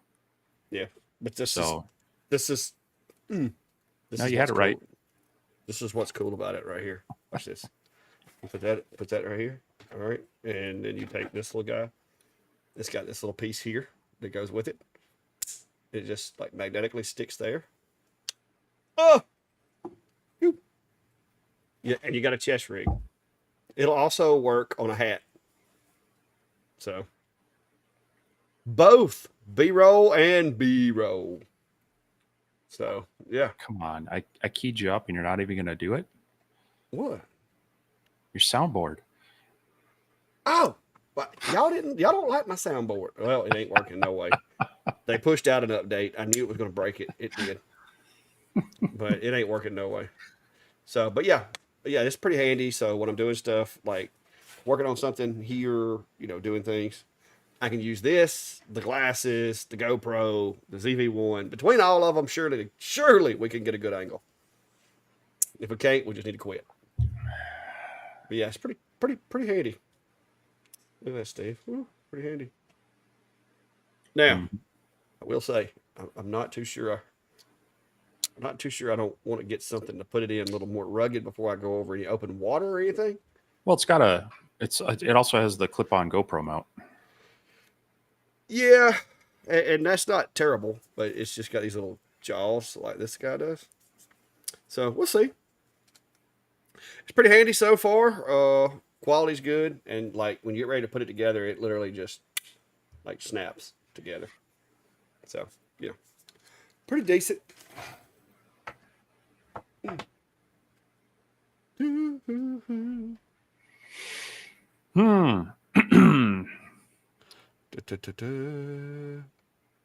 All right. Well, any questions, comments, concerns? Sounds broken again? What sounds broken again? Your soundboard. Oh yeah. Wait, well, I can make it still. Hang on. Nope. It's not. You're disappointing Brian. Hang on. Let me reboot the program. It had an update earlier, and when it updates, it just, you know how stuff is. It's like, oh, you must update now to continue using this program, and then you update it and it breaks it. So, hang on. One of these days, I'm gonna quit using that software, but it's just cheap. I don't want to have to pay for anything else. It's not worth being funny if I can't even do sound effects. Oh my goodness. Quit stream. Oh. Well, I'll try to get it worked out. If I don't get it fixed here in just a minute, I'll try to have it fixed by the next time we go live. Yeah, I was really learning, running late. Nancy, you want to know? Oh, yeah. Yeah, let me go over to my Amazon because I literally just got this thing in like a week or two ago.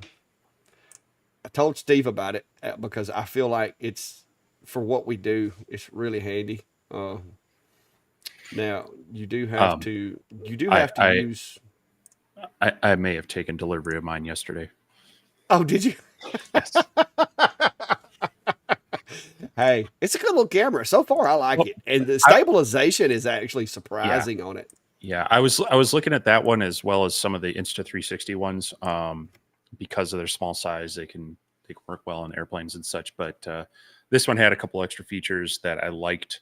The expandable memory with that battery pack through a micro SD card, as well as I believe you can plug in a USB-C microphone adapter to have better audio and such. So yeah, I went with that, and because I've been playing around with a couple different things for like cell phone mounts and such, and I've got like gimbal for cell phone. But you're right, the stabilization on that one, you just magnetically clip it to your shirt and walk around the shop. You're not getting sick watching the video. It's fairly smooth. So yeah, the little SD card slot too. I'll tell you, I learned this. I didn't know it, but if you put an SD card slot in there, you could actually use this to top off the battery. Like you could snap it together to top off the battery, and you can go to your screen. And if you've been using it in solo mode by itself, you can export the video over to the SD card to free up space. and also top off the battery. So it's pretty neat. I mean, I'm really liking it so far.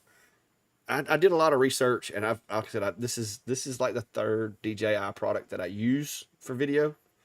So it was, you know, it took some reviews to really get confident about it, but once I got it, started playing with it, it's pretty handy.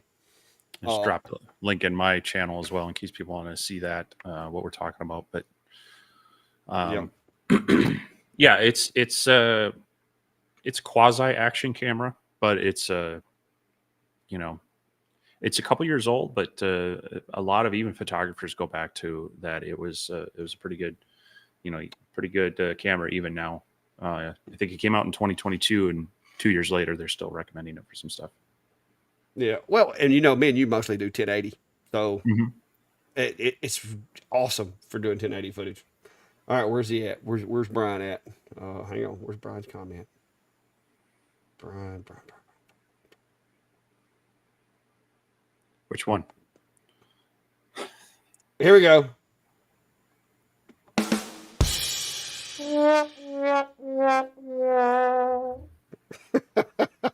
There you go, Brian. Sorry, buddy. I got it back working. Oh, here we go. Here we are with this. I'm gonna let you take this one. I know we've answered this probably 1,000 times. Yeah. So the whole 100% power bit is wrapped up in a few different things. A lot of it is carryover from cheap CO2 lasers, where they had mix matching of tubes with power supplies, so you could overdrive the tube by running it at 100%. But also in some of the earlier diodes as well, they were not up to snuff. They weren't providing enough cooling. So the thing that really is going to destroy any electronics, and especially these, is going to be heat. Now, most of the modern modules, especially the X-Tool D1 Pro 20 watt, they have taken cooling into account. And so as long as that fan is moving air through there and you're keeping it clean, it should be applying proper cooling to your module that it can run. They've tuned them to be able to run within spec. The other way to think about this is if you cut your power back from 100% and now your job is going to take, say 25% longer. Well, these modules are rated for a certain number of hours. So you're going to get fewer jobs run per, X number of hours because they're taking longer to run. So does the higher power wear it out faster, or does the longer time per job wear it out faster? It just kind of depends on your take. The biggest thing to do is make sure you're keeping up with your cleaning regimen.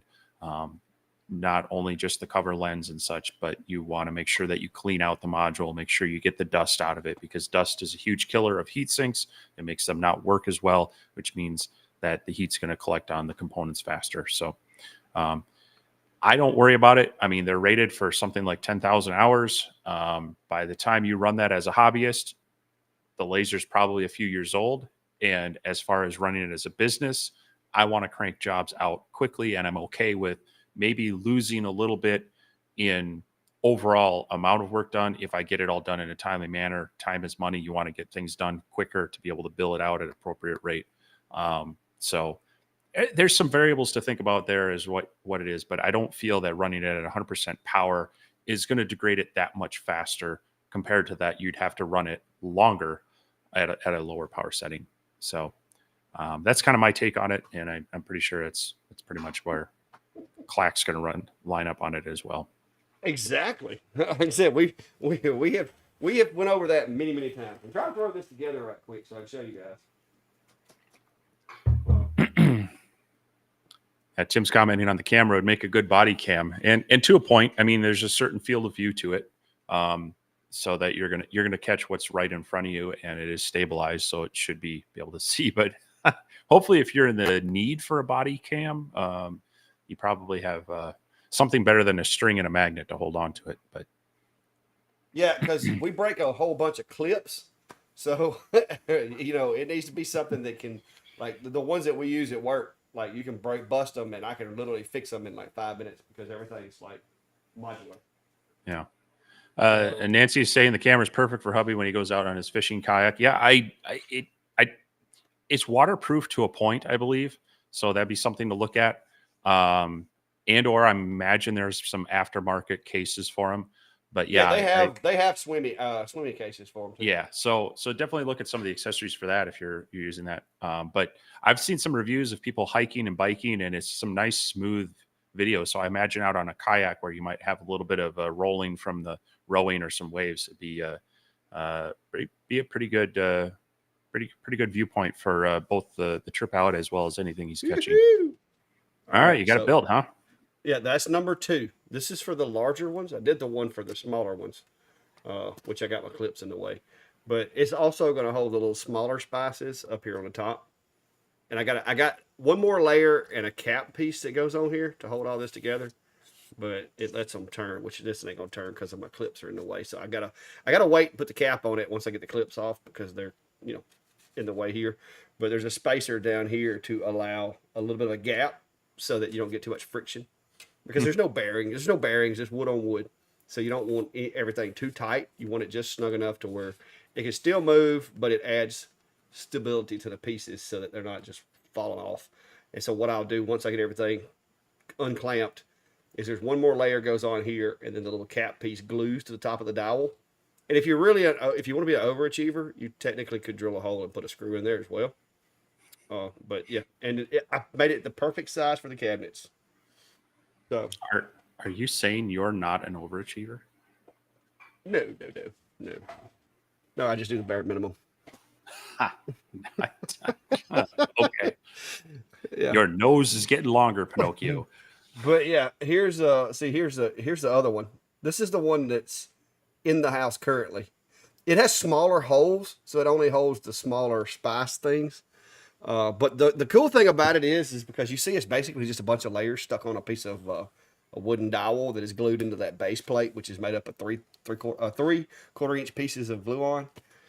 The cool thing is you can actually erector set it and put the spacers where you need them to adjust for the tallness, as long as the diameter is right. So it's pretty neat.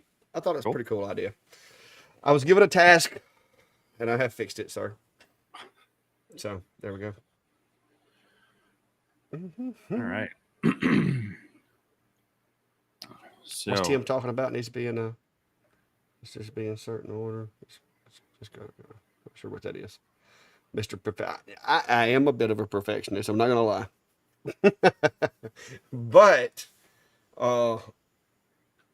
within reason also. I mean, not everything can be 100%, but I think 99.8% perfection is achievable. It sounds like Chris is going to have new work shed. It'll be the shack down under, huh? And said he might have that by next live. Wow, that's a week. So you must have a crew coming out to put that up. Oh, he's done got it. He's done got his go date. Yeah. I mean, I built this, but it took me a few months. Yeah, concrete guys came, and then it took me a while. Yeah, well, he's probably a little. Chris is probably a little faster than you are building stuff.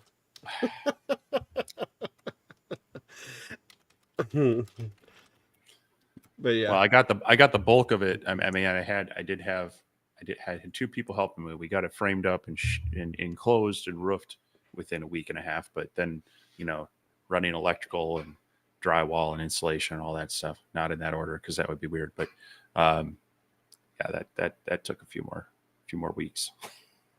Yeah, but anyway, any other questions or anything, guys? I mean, Steve, what do you have on the agenda coming in? I think I'm about done up. Oh, well, I forgot. I have a CNC coming. Yeah. When you think you caught up. Which, don't get me wrong, I enjoy it, and I know you've already got yours, which I'm a little jealous about because you've been sending me pictures of, oh, look, they fixed this. Oh, look, they upgraded that. And I can't really see it. I'm having to see it through your photos. Yeah. But you've got some content coming in here soon too, right? Well, so yeah, I mean, we talked earlier about the Laser Pecker 5. That they're supposed to be launching that on the 10th, so I'll be able to start putting more stuff out with that. The CNC you mentioned, that is launching early August, so again, got to be a little tight-lipped on it. But by the time we're set free on that one, should have some good knowledge and experience with that as well. Yeah, as I mentioned, I've got some project videos that have been kind of stagnating in my mind, and I want to get them out into reality. I do have to take a work trip here in a couple. Well, actually, next Wednesday, I'm on the road for a couple days, and I'm extending it by one day to do something fun that will involve probably some video cameras and some lasers. I'm not gonna say too much about that until plans come to fruition and weather doesn't prevent it. But so yeah, I've got a number of things coming out, but trying to like we've mentioned, trying to continue with the product releases as we see fit, and but not overwhelm it with that, because like you and I both I think we were kind of feeling overwhelmed by them, and some of the project ones were stagnating. So yeah, some more testing, more tutorials, more project stuff with some products sprinkled in. Yeah.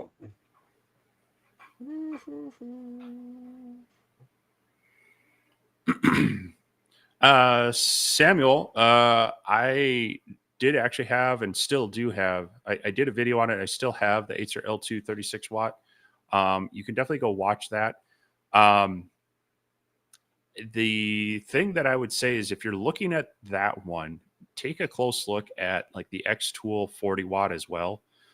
It doesn't have the autofocus, but I think for the money, you might appreciate the cut quality. And honestly, the autofocus on the Acer L2 was a little hit or miss for me. If things weren't perfect, it just didn't always work. So not something I was. It got a little frustrating, is what I would say on that one. Well, Whereas the Atom Stack A40 with the manual focus worked really well, and then the power output, like you've still got it in your big enclosure. You used it quite a bit. You said the X40? X or A, whatever. I mean, they're basically the same thing, different color. Yeah, that would be something I would look there as well. Or, I mean, depending on your budget, there are definitely some others in that range as well. But it is a bit, the footprint of that one's a little bit bigger. So if you don't have an enclosure for it yet, just know that there are a few specialty ones for it, or you're definitely going to be building your own, because it's a little bit bigger than your typical, 24 by 24 inch or frame. Yeah. Well, I will say this, and this is only the first time I've ever done it, but I had a lot of people reaching out to me about the customer service with Acer. I was a diehard fan of Acer. I used them. I've still got an Acer, the P20 up there, the P35 or the V35. V35 is a rock solid machine. I've never had any problems with it. But I've had a lot of people telling me that Acer's customer service has basically just vaporized. So just be aware of that. If you get the machine and you know how to operate it, you don't have any problems, that won't be a concern. But there's been a lot of people messaging me saying, hey, I'm having problems and I can't get them to return my emails or, return my messages or whatever. So I don't know what's up with them. Atom Stack, I run a lot of Atom Stack machines, but I can honestly say I've never had to call Atom Stack. So I really don't know. I don't know much about very many of the company's support, because typically I don't need it. Most of these machines run the way they're supposed to out of the box. There's only been a few instances where I had some, equipment failure because of maybe a bad board or whatever. But those few times, I've always had good luck with any company I've reached out to. But other folks are saying that they've had some bad experiences. So. Okay, so Sam, on the enclosure bit, he says that he's built a couple of enclosures and prefers, so that's not an issue. But I know for many it is. So yeah, Look at the X40. Yeah. Yeah. Look at the X40. Yeah. The autofocus for me, and I've mentioned this on a few lives and sometimes on the videos, it's one of those features that if it works well and right, sure, I like it. But if it is at all flaky or not accurate, leave it out. Give me a simple focus mechanism. I'll take that over others any day. Actually, I like, so the Lasermatic has, kind of the adjustable knob on top. The Sculpt Fun that I just looked at, it has a combination of kind of the quick release lever to slide it up and down, and then a micro adjustment knob on the back. Things like that are nice where you can more, manually dial it in, because like we were mentioning earlier, sometimes you want to defocus something a little bit. You want to just raise it up a little bit to get that focus beam out a little bit wider and not so harsh. It's nice when they have some sort of micro focus function, and that's where you have more of the screw adjustment. So just some of those things to look at that might be worth considering. But there it is, guys. That's my workhorse. I mean, as far as engraving, that one's got many, many, many miles on it. That honeycomb was actually brand new 2 or 3 weeks ago. But now for cutting, if I got something I need to be cut that's not very big, matter of fact, somebody has left that on. That's my go-to guy over there. Y'all fuss about these fans being loud. That one needs a bigger indicator light or something, because you will leave that guy on for days because it doesn't make any noise. Mm-hmm. I wish it had a fan that I could hear. Yeah. Now the Sculpt Fun that I just reviewed, the fan does shut off. But it runs a cooldown. So I think it's like 1 or 2 minutes. It'll run after the job's done. And it doesn't seem to be temperature related. So like, even if I just have the laser on for firing, it'll turn that fan on and it'll run for like 2 minutes, but then it will die down and you won't notice it. However, one of the cool features they have is they have the auto air assist, but when you turn the laser on, it turns the pump on to like low power just to keep a little bit of air moving through there. And I think that's a great idea, which means you can never not have any air going through there, and that's going to keep smoke and debris just away. It's a great prevention from getting smoke into the cone and up to your cover lens. But you'll hear that pump just running, kind of a low hum, and so you know that the laser is still on. So definitely something to consider on that is that if it does turn off, you would want to make sure that you're not leaving that laser sit overnight, because that can actually add wear and tear on your steppers being powered on the whole time. So, Nancy, before that comment, she had put in has X-Tool S1 20 watt, needing more power to cut. What's the opinion on investing $1,200 in the 40 watt module or just buying the Mon port 80 watt? Well, if you've got space for that big Mon port, that's a huge increase in working area and power over your 20 watt diode. It also will add in, if you're working with acrylics and such, it'll give you some of that. But that is a big machine. That's a big machine. Yeah, it's the size of like a chest freezer.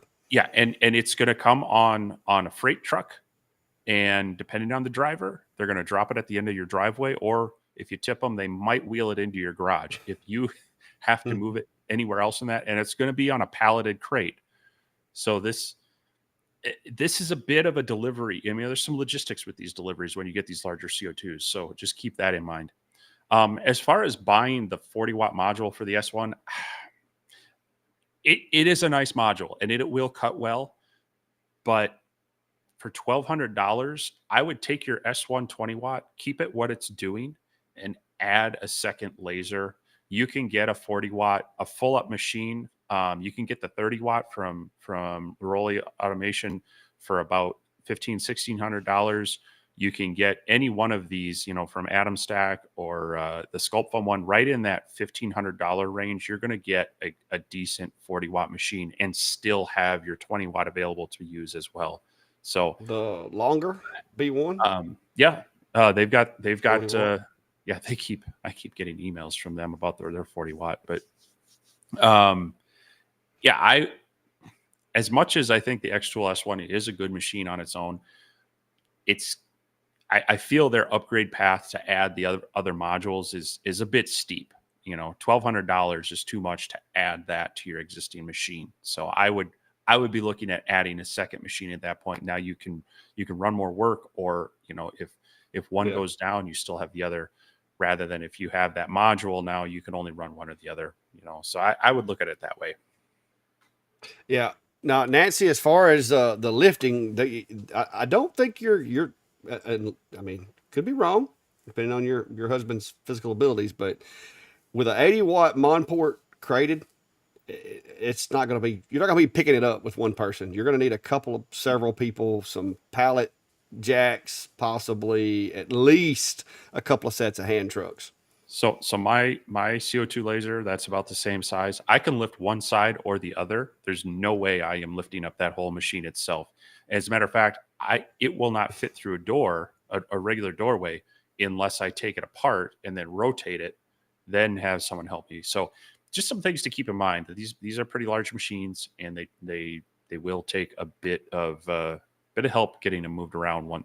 Even just getting it off the crated pallet can be kind of fun.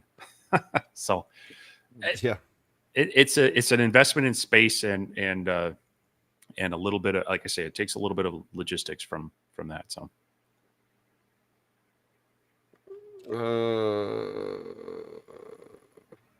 Vince is saying he unloaded the 80 watt. I'm not familiar with it. I could unload it from the truck by myself too, but I've got a tractor with pallet forks on it. So, well, when mine came, I had them. Since I can't, my shop here is off the alleyway, so the truck couldn't deliver it to my garage, my driveway. They delivered it up front. So I brought my my flat open trailer, and I had them just drop the lift gate down. We pallet jacked it onto my trailer, and then I drove it around the block down the alley, backed it into my garage, and then I was able to slide and drag the pallet off down the ramp onto my garage floor. Okay. Yeah, Vince, I wasn't going to question. I mean, there's some really big people that are really strong in this country, in this world, but I wasn't going to argue. But yeah, I could do it by myself too. But like I said, I got a 50 horsepower tractor with a set of forks on it, so that would make it easy. Yeah, that's my plan if I ever build a shop on moving that. Is I actually built my table to where it's kind of like a pallet, so I could literally just take the forks and pick the whole thing up and move it. But yeah, the thing in my shop that I fear the most if I were to move is actually my cabinet table saw. I'd almost have to take it back apart, take the cast iron wings off it and whatnot, just to be able to get it moved around. Because again, I bought it up at Rockler up in the cities, brought it home on my open bed trailer, which that in itself, you get on a bouncy highway, is a little unnerving. And then had to kind of carefully slide it down. So yeah, these big machines take a little bit. Yeah. North Alabama, with the current version of XCS, yes, you can run 2 machines at one time. Now, I haven't tried running 2 D1s or 2 of a certain machine, but I would think it would work. I don't see why it wouldn't. The current version being what they're still calling XCS 2.0 beta. Yeah. So yeah. I've run the P2, the S1, and the F1 all at the same time off of one version of XCS. I haven't run 2 D1s like you say, but I've run multiple X-Tool machines. You would think because they have unique names and unique identifiers in the software, you would think you could, but I haven't. I can't say I've tested that because I don't have 2 of them to test. They should appear as separate machines in the software when you go to connect them, because it basically shows you a list of all of them by basically like their MAC address and such. So yeah.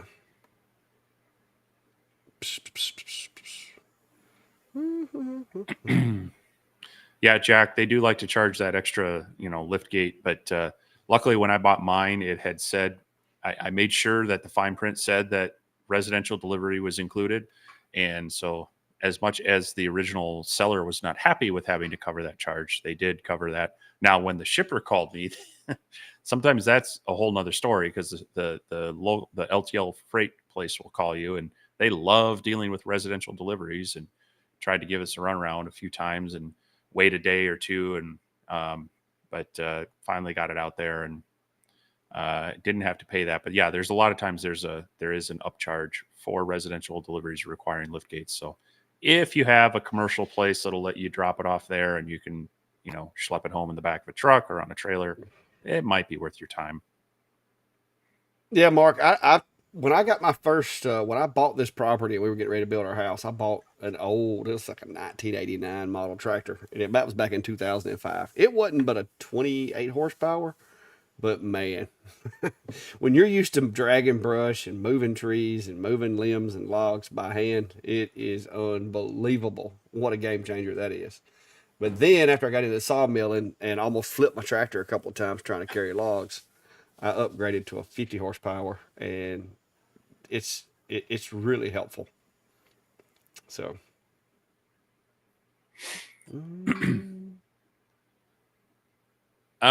Dan, I think class concern would be the big validation there is that they're great at selling the machines, they're pushing them out, but yeah, with the concerns of the customer support recently, if you're okay with having to troubleshoot on your own and saving that money, yeah, it's still a decent machine. But if there's any concern of getting parts replaced post sales, I would just be a little concerned about that. So yeah, just be careful. I mean, like I said, like my V35 has never had to go in the shop. I've never had to do anything to it. My P20 it's still running. My nephew has it. It still runs good. The L series was not their shining moment in building machines, and I've heard a lot of complaints from people that could not get support.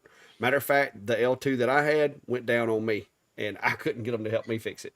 So I wound up actually selling it to a viewer who had similar problems with a different part on his. I basically sold it to him for shipping, so he could fix his machine because it was dead. He gave me a little tip for letting him have it, but it was doing me no good. It was hanging on the wall, dead, and I couldn't get Acer to help me with it. So when he said, "Hey, I need," because his problem was in the module and the wiring harness, and mine was in the Z-axis. So I sent the machine to him. He used the parts to correct his issues. At least one of us had a working machine because I didn't need it. And at that point, I was a little frustrated with that whole autofocus thing that they have going on with it. The only machines that have a workable autofocus that I don't drive myself nuts is the Niji 4 Max, the Atom Stack A70, the We Create, and the S1, and of course the P2 and the other machines. But as far as like an open frame machine, Atom Stack A70, hands down the best Z-axis autofocus made. Now I do know that you can actually get the autofocus that's on the A70 for the A24 also, which I think would be cool, but the upgrade's kind of pricey. Yeah, terrible, and there again, I mean, with that size laser for what I do with it, I'm okay with the manual adjustment. It's just sometimes quick and easy, lock it in, like you say. Even sometimes waiting for the 70, it's going to touch off a couple times and whatnot. If you're jumping from thing to thing and you need to refocus it a lot, that can add up time. But yeah, well, it's like this guy over here, the black hole. Well, you can't see it because I got the lights turned off. But my X40, I change it when I do stove covers because they're taller because they sit on top of the honeycomb. But other than that, I usually cut the same type material in it all the time, so I never have to touch the focus. Like I just home it and send it because it's going to be focused for my 4.5. Now if I do something different, then I'll have to focus it. But for the most part, that's all I cut with it. Yeah. So yeah, so with Xtool, I mean, a couple of things. They have some proprietary features that, Lightbird existed a long time ago, and they were working with, the Ruta DSP controllers. And then as the G-code diodes came out, they came up with a controller for that. And it was kind of based on some standards. Well, when laser manufacturers want to innovate and add these kind of custom features, they have to decide, can they work with Lightburn for that, and how much is Lightburn going to invest into coding for that, or can they do it with custom macros and such? Versus Xtool wants you to use their stuff, and they are investing in their own software, which also they, with their software, has links to some of their projects and other things that, you know, can be upsells and such. So obviously they want to keep you in their ecosystem. On their earlier lasers, the D1, they work great because they don't have a lot of these extra features. But when you get into the P2 and the F1 and the S1 and such, now they have some of these proprietary features that, you know, Lightburn are, you know, Xtool, yes, is a big player and there's a lot of users out there.